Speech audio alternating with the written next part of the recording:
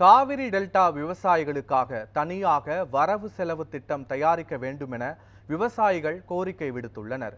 சென்னை வடபழனியில் விளைபொருட்களுக்கு விலையை நிர்ணயம் செய்வது தொடர்பாக விவசாயிகள் ஆலோசனை நடத்தினர். இதில் விவசாயிகள் மட்டுமின்றி விவசாய துறைகளை சார்ந்த சங்க நிர்வாகிகள் பலர் கலந்து கொண்டு தங்களின் கருத்துக்களை தெரிவித்தனர்.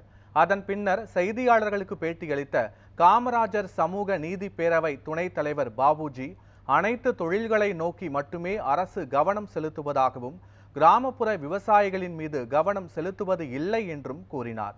அரசின் வரவு செலவு திட்டத்தில் விவசாயத்துக்கு ஒதுக்கப்படும் நிதியில் 10% மட்டுமே விவசாயிகளுக்கு சென்று சேர்வதாக குறிப்பிட்டார்.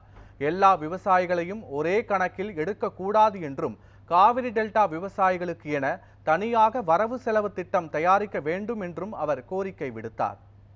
தமிழக அரசு மொத்தத்தில் விவசாயிகள் என்று ஒரே கணக்கில் எடுத்துக்கொள்ளாமல் காவிரி டெல்டா விவசாயிகளுக்கு தனியாக ஒரு பட்ஜெட் போட்டு அவர்களது முக்கிய பிரச்சனை வடிகால் தூர்வாராமை. வடிகால் தூர்வாரப்படவே இல்லை.